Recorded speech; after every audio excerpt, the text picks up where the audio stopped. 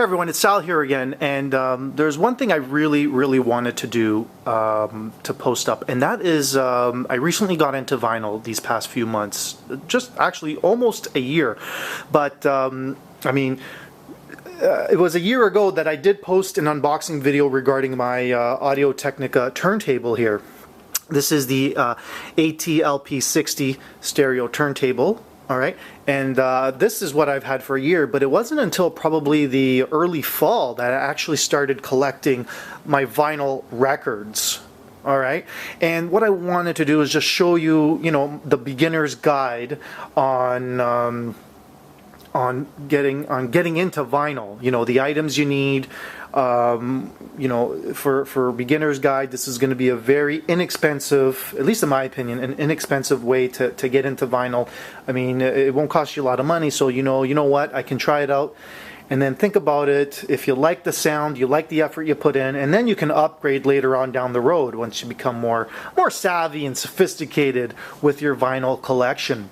So what we're going to be doing here, I'm just going to cover all the items that I have that make up my, and there's my speakers, that make up my collection here in my place. So we're gonna just break it down piece by piece, and I'll tell you how much I spent for everything, and that would be it. It's gonna be a good time.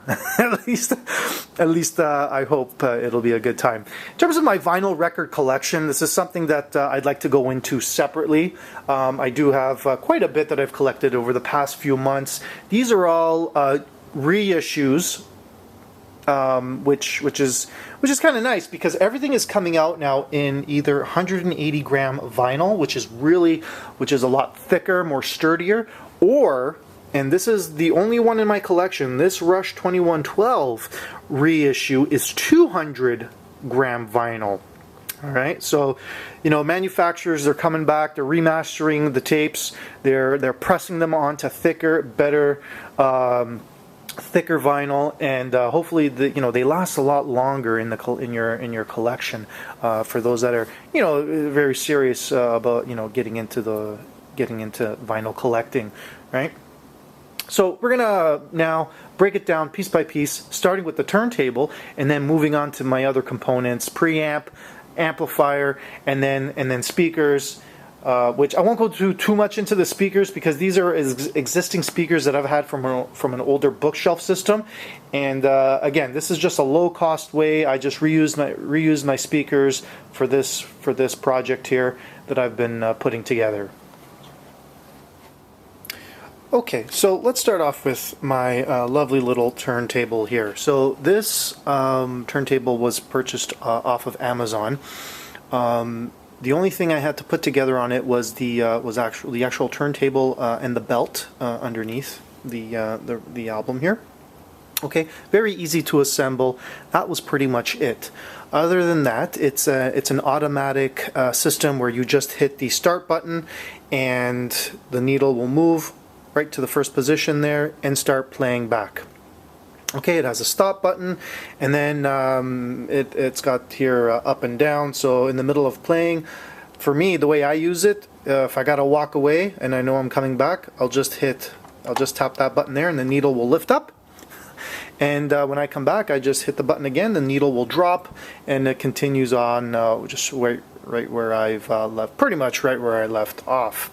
Okay, now there's also speed control here. We can do 33 and a half and 45 RPMs right there, and it's just a nice little system. In terms of the audio outputs, you have a line out as well as a phono out output. Now the difference between the two is that phono out is just it's a low signal, all right, and I'll touch upon that next when we move on to the preamp. And why we need it and why I've included it, but that's pretty much it.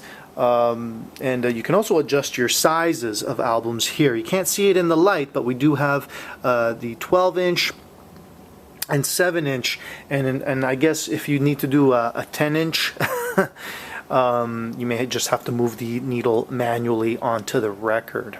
All right, and this little baby here cost me $100 on Amazon.ca. Those are Canadian prices, so it's a inexpensive turntable. Now, in terms of quality, this was one of the reasons why I chose this one, because it was very highly rated on Amazon. A lot of people, quite a few people have said, have posted that, this $100 system will do the job of a $200 system. And in terms of, sonically, like in terms of my ears, I mean, I can't tell really just how, just how high quality or low quality it is. I mean, but I can tell you it does sound good. I don't have, it's not like I have any issues when I'm playing back on the speakers in terms of, any artifacts or anything like that. The only thing I hear is if there's a dust or something on the album, and I'm going to hear that little thing interfere with the needle. Other than that, it's a pretty solid sounding turntable. I really don't have any complaints about it, and anyone that would ask me if what turntable I would recommend in terms of a beginner turntable, just getting into it, I would recommend this one. I would for sure recommend this one. Now, moving on, we have the preamp, and that's that silver box right on top. Now, I have these pile, just as it says there, PP444 mini phono preamp.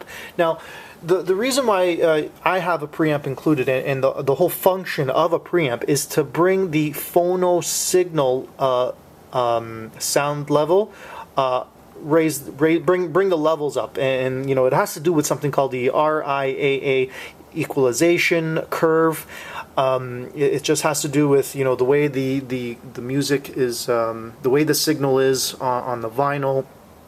You're going to have to boost it with a preamp before going into your amp. Now, I did say that this turntable does have a line out as well as a phono out. There's a little switch on the back that you can select. If you do the line out, then you don't need a preamp.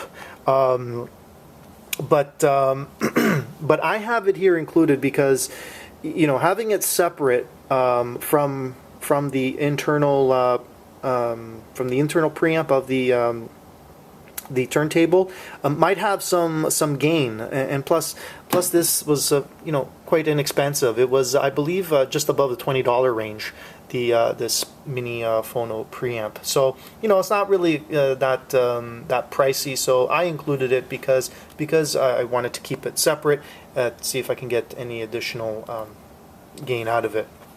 Okay, now after your preamp stage, it's going to get fed directly into the your amp. Now I just have a little amp here. Now, sorry, before I move on, now all this stuff here is beginner stuff, but decent quality to get you started. Okay, so right, we had $100 for the turntable. We have I think it was over 20, maybe $30 for the preamp. Okay. So that's where we're at right now. Now you're going to need an amplifier to drive the signal now for your speakers. Okay, and this cost me I think 25 bucks, something like that, all on Amazon. I'll put together a list here in case anyone is seriously considering getting into the hobby. And what this funny story, short story, is that this amplifier here is actually a car amplifier that people would put in their audio, put in their cars to boost their systems in their car, their audio systems in their cars.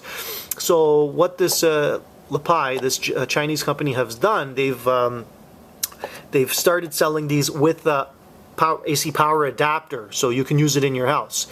Inexpensive, but again, it does an excellent job, and again, highly rated on Amazon, and it's something that some people have suggested to include it in your beginner setup. Okay, so and again, around $25, I believe that was. And then finally, we have my bookshelf systems. Now these are three-way speakers. Okay, that's what they look like without the grill there. Okay, and I had this from an existing system. So you know, I didn't have money to spend. I didn't need to spend money on speakers, at least not at this point. And that's pretty much it. That's what it cost me to get into this hobby. Just about, I'm gonna say, we're gonna call it just about $160, something like that. And of course, the picture in the background, that was a gift. So you may have to spring for your own cool-looking guitar heaven little framed poster there, picture. But yeah, but that's it. That's what that's my whole system here. My whole vinyl turntable system. Inexpensive. It's great for someone who's curious and wants to get into it. As you can see, I've pretty seriously gotten into it. I do have several albums now, and you know, like, it's not just the old stuff that you're gonna find. Obviously, anyone who knows, all the new stuff is getting pressed on here too. You know, the new Foo Fighters album is getting pressed. The new U2 album, you know, like, it's all here, and not just the classics, right? The classics are always great to have, but you know, if there's a band you really like and you want to, you know, you feel like you want to support them, and you know it's a really good album, hey man, get it on vinyl and start your vinyl collection if you want to get into that. But that's it. That's my whole setup here. Hopefully I didn't bore you too much, but that's what it takes to get into vinyl.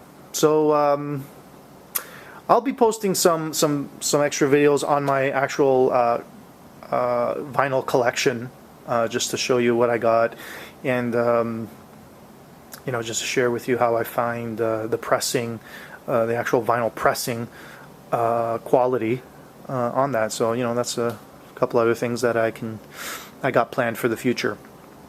All right, and that's pretty much it. One thing to note about the turntable, the needle cartridge here is replaceable. Okay, so you can buy new ones, and from what I understand, the magnetic ones are the more expensive ones, because you know, they're like, give you way better quality, blah blah blah. But you know what, if you just want to sit and enjoy the experience and listen to the music, I think this is all you need, you know.